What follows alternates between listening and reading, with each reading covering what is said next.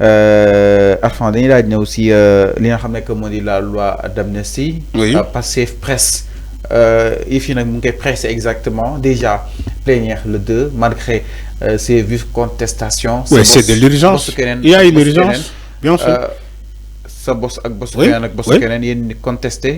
jëm si li nga xam ne que moo di amnistie partielle bi instant bi. oui loo bëgg wax. dama ne il y a une urgence l'urgence mooy. ñu pare ci dossier amnistie bi loi bi ñu jàll ci la. mënuñoo pare. non dañuy pare dañuy dem séance plénière. dañoo woote xam na passé bi sax su passé sax nit ñi dañu ba tey di. dama ne dañoo woote Fallou ma ñëw may ma rek. dañoo woote séance plénière pour le 2 avril. am na wala amul. mais le 2 avril chaque jour ma wax la ko fii ba ñu eggee le 2 avril ci la sénégalais yi di xam lan moo xew. wax naa leen ko fi. non la xew mënuñu ko xam te amuñu total bi. dama ne. la xew lépp séance plénière bi. la ñuy wootee le 2. Fallou nañu xaar le 2. am na wala am na di. même dans le communiqué du président de l'Assemblée nationale yor naa ko sama téléphone ah boo bëggee mën naa la ko woon. dans le communiqué on dit même. Les députés sont convoqués xaaral ma xool ko bu fekkee ki ma koy yónnee. si convoqué si affaire bi génn na. waaw parce que yow Fallou da ngay werante yow moom yow da ngay werante yow fokk ñu génnee la lu leer pour nga accepter. gis nañ ko. voilà yow moom. moo tax ma ne c'est la question ma ne moo tax ma ne passer presse sur la loi d'amnistie concrètement su ma nee presse maanaam mi ñi bëgg a yàqamti mbir yi. déjà de ak ces contestations yi nga xam ni itam mi ngi jug sa bos. contesté na ko fii. dama ne Thiat. entre autres. non maak Thiat bokkuñu maak Thiat bokkuñu. Thiat il est dans la manipulation. tu dis que nous Y'en a marre ñun ñooy le peuple. Y'en a marre n'est jamais le peuple. non Thiat moom dafa daanu ba xalangu il n'est pas le peuple. Y'en a marre n'est pas le peuple. man maak Thiat man wootewu ma benn entité. dama ne. dama ne. man li ma wax dama ne li ma wax Ousmane Sonko loolu la wax à l'Assemblée nationale. ci sa déclaration de politique générale. loi bi. dinañ ko fi jëlee même s'il faut ñun ñëpp ñu dem wuy ji dinañ dem wuy ji Ousmane Sonko l'a dit c'est ce que j'ai dit dama ne il faut abroger en aucun cas cette loi d'amnistie c'est ce que j'ai dit Ousmane Sonko l'a dit à l'Assemblée nationale léegi man lan mooy différence bi mais man li ma wax ak Thiat lu mu wax bokkul Thiat moom seen Y'en a marre boobu moom la bëgg dekkiwaat mais parce que dafa dee Y'en a marre dafa dee on reconnaît pas ce Y'en a marre là. bi Thiat di taxaw di naan nooy Y'en a marre qui est le représentant du peuple. Comment Y'en a marre peut être le représentant du peuple? Si c'est le représentant du peuple. Y'en a marre a été toujours là. Le quart bloquant. Le quart bloquant, c'est tous les Sénégalais qui étaient là. Y'en a marre, il faut même pas 10, voilà plus de 10 personnes. Tu me dis que c'est le peuple. Il faut arrêter yéen tamit seen caaxaan yi. Y'en a marre mënu woo un peuple ba mu génn. dafa tombé le quart bloquant boobu sénégalais yëpp a d'accord lu woon ni que Ablaye Wade mu jàllale loi boobu parce que sénégalais yi ils étaient convaincus ni que quart bloquant Ablaye Wade bu jàlloon rek le PDS va rester dans ce pays à vie yaa ngi dëgg wax ji population bi moo ne le quart bloquant de Ablaye Wade bu jàllee toutefois à l'Assemblée nationale le PDS peut rester dans ce pays à vie les libéraux là il peut rester à vie dans ce pays qui bu gouverner ba doyalu abal kii bu paree abal kii bu paree abal kii c'est faux Thiat encore une fois c'est archi faux Thiat il veut maintenir la pression sur le gouvernement il veut maintenir la pression sur l'État xamul ni que État du doxee ci pression wax naa ko fii démb tu peux pas maintenir la pression dans ci État Thiat il faut arrêter nee naa la beaucoup d'incidents xewoon na fii on voyait même pas Y'en a marre bii nii di taxawaalu nii jamono bii nii kenn musul gis Y'en a marre on a tué combien de Sénégalais Y'en a marre fan la nekkoon dafa nekkoon en vacances aux États-Unis Y'en a marre dafa nekkoon en vacances en France moment bay Sénégalais yi di manifester fii di ngeen gars yi di leen rey Y'en a marre fan la nekkoon dafa demoon vacances. non kii dafa feebaroon Thiat. waay bàyyi leen caaxaan waay expliqué na ko. waay bàyyi leen caaxaan ngeen ne kii mu ngi koy jëlee si jamono Ablaye Wade en 2012. Fallou la demoon faji ji mais entre temps jàpp nañ fi nga xam ne que mu di Alioune Sané alors enfin. bàyyi leen caaxaan revenant sur loi bi. dama ne loi bi. waaw loi bi mooy enfin est-ce que grandeur bi Ablaye Wade amoon. ba député ñu leen xool leen ci fenêtre yi. ak ni askan wi di xeexee ci biti. est-ce que grandeur boobu noonu jàpp na ni tey député yu passif yi dinañ ko am. non fay bokkul justement Arfan. fay bokkul. pour fay partiel bi. fay bokkul Fallou fay bokkul. lan mooy différence non fay bokkul. Abdoulaye nekkul woon ci amnistie le quart bloquant de Abdoulaye c'est pas une amnistie déedéet.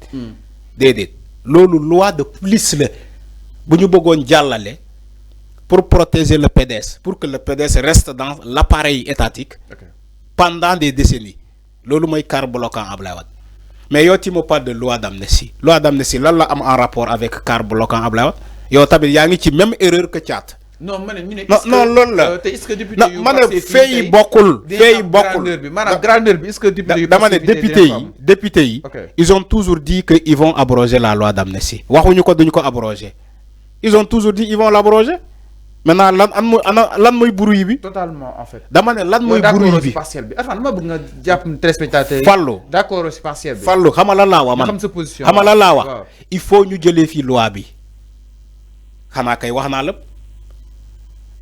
Il faut abroger la loi d'amnistie parce que c'est le peuple qui en demande. C'est ce que j'ai dit. Néna la man li ma wax ak le premier ministre Ousmane Sonko lu mu wax amul différence. Ousmane Sonko ba mu demee ci déclaration de politique générale bi dafa ne loi bi il faut que ñu jëlee ko fii même s'il le faut ñun ñëpp ñu dem wuy ji. Il l'a dit. Mais Ousmane Sonko wàccoon na ak ñëpp. man loolu laa doon xaar waa Pastef donc pourquoi non Fallou yenn les manipulateurs yenn manipulateurs yi lan moo ko war a Fallou yenn manipulateurs yi yéen bëgg manipuler le peuple. Non, changement bi lan moo ko war a yéen bëgg manipuler le peuple. Mais Ousmane Sonko a tout dit. Pourquoi ce changement entre temps. amul changement yow da nga ji changement fii. c'est-à-dire Ousmane Sonko changement lépp la ñuy dindi. est-ce que Ousmane Sonko sax ñun nañ dem ji mais après dañoo gis ni est-ce que Ousmane Sonko ma ñëw may ma est-ce que Ousmane Sonko ñëwaat na ne Sénégalais yi léegi li ma waxoon assemblée nationale génn naa ci léegi je veux une commande mais Ousmane Sonko waxul loolu Amadou Ba génn na si Ousmane Sonko Amadou Ba Ousmane Sonko mooy patron am na wala amul Ousmane Sonko moo ne loi bi dinañ ko fi jëlee même s'il faut ñun ñëpp ñu dem wuy ji il a dit. Alors attends l'ultime question man mënuma wax lu jéegi lu Ousmane Sonko wax man mënuma ko l'ultime question moo dama ne la il faut que ñu jëlee fii loi bi c'est ce que j'ai dit s'il te plaît l'ultime question mooy Arfan léegi yow en grosso modo lan ngay xaar Ousmane Sonko lan ngay xaar si moom suite ak proposition de loi bii Amadou Ba def lan ngay xaar si Ousmane Sonko mu def lan ngay xaar si moom ci moom mu def lan parce que da nga ne Ousmane Sonko moo il n'est pas député il n'est pas le président de l'Assemblée léegi moo tax ma ne lan laay xaar ci moom pour mu def lan pour mu instrumentaliser les députés de Pastef loolu nga bëgg a wax dama lay jàppale li nga bëgg a wax peut-être bëggoo ko wax pour askan yi xam li nga bëgg a wax ça va être compliqué non da nga ne xam nga yow li nga bëgg a wax c'est simple ça va être compliqué da nga ma bëgg a wax loo de débattre avec Arfan qui est subjectif dama ne pas objectif je suis toujours objectif yow tu es un manipulateur man duma la fekk ci sa ta manipulation yow tu veux que man ma wax Ousmane Sonko lu mu waxul duma ko wax non Fallou soyons sérieux dañuy waxtaan yow tu veux que man ma wax Ousmane Sonko lu mu waxul Fallou man je vais pas me lancer dans ça d'accord sur loi bi Arfan d'accord c'est partiel Fallou du man kese sénégalais yëpp a d'accord ci loi bi dama ne sénégalais yëpp a d'accord ci loi bi sauf ñu ko voté sauf député Benno Bokk Yaakaar yu ko voté sénégalais yëpp d'accord ci loi d'amnistie d'accord c'est partiel bi Fallou d'accord nga c'est partiel wala il faut pas c'est-à-dire que dañuy waxtaan Arfan quand même waaw c'est partiel bi d'accord moi d'accord boo paree nga may ma ok sois respectable et respectueux. Tu sais pourquoi? Tu me poses une question dont je réponds, tu reviens encore dans cette question. On discute, Arfan. Non, on ne discute pas. Tu es d'accord? On ne discute pas. Partielle ou pas? Fallou, il faut arrêter la manipulation. Tu m'as posé cette question-là, je l'ai répondu à maintes reprises. Pourquoi tu reviens encore dans cette question-là? Non, Parenachi, je t'assure, Parenachi. Non, Parenachi. Nani Diallo ci benen sujet bobu mom je l'ai répondu. Depuis demb ba légui man koy répondre. D'accord aussi. Dama ne ba légui man koy répondre depuis demb. Parenachi. Mais enfin, tu n'es pas obligé de Fallou, man je ne défends personne. Mais enfin, il faut terminer. Je défends le peuple. Je défends la logique. Non, enfin, tu ne dois pas avoir Fallou. Justement cette peur de défendre. Moi, je défends la logique. J'ai toujours défendu la logique. Oui. Tu me l'as posé toute la semaine. Je l'ai répondu. Pourquoi tu reviens encore? C'est dans ta thèse de manipulation que tu veux m'induire en erreur. Je suis pas dans ça. Je suis cohérent. Si je te dis que Fallou, je ne vais pas encore revenir sur ça, ça y est, c'est fini.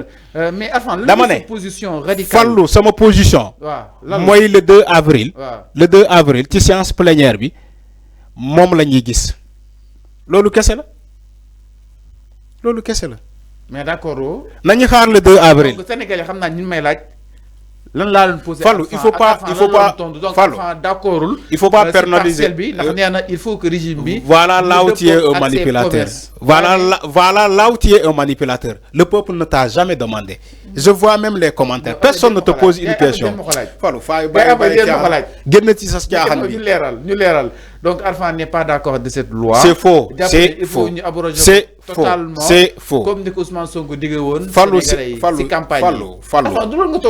Fallou, arrête. Il faut respecter mon intégrité. Non, Fallou. Gis nga xam na lii soo ko fàttali woon. Fallou ma ñëw may ma rek. Gis nga pour respecter l'émission. Pour respecter l'émission moo tax ma toog fii boo continuer yow booy continuer nii damay dem sama yoon. Tu n'as qu'à partir avant. Voilà waxtaan su nekkee da nga see gis sa bopp avant tu n'as qu'à partir. Franchement. Ce que tu dis là ne tient pas la règle. Non, Fallou, tu ne peux pas être manipulateur et nga jàpp ni que ñenn ay manipulateur lañu. Non, waxtaan nañu. Lan jàngatee parcelle bi Amadou Ba bëgg a yóbbu foofu sa Assemblée nationale. Mais j'ai répondu la question. Ça y est, c'est fini. C'est quoi la réponse? J'ai donné la réponse.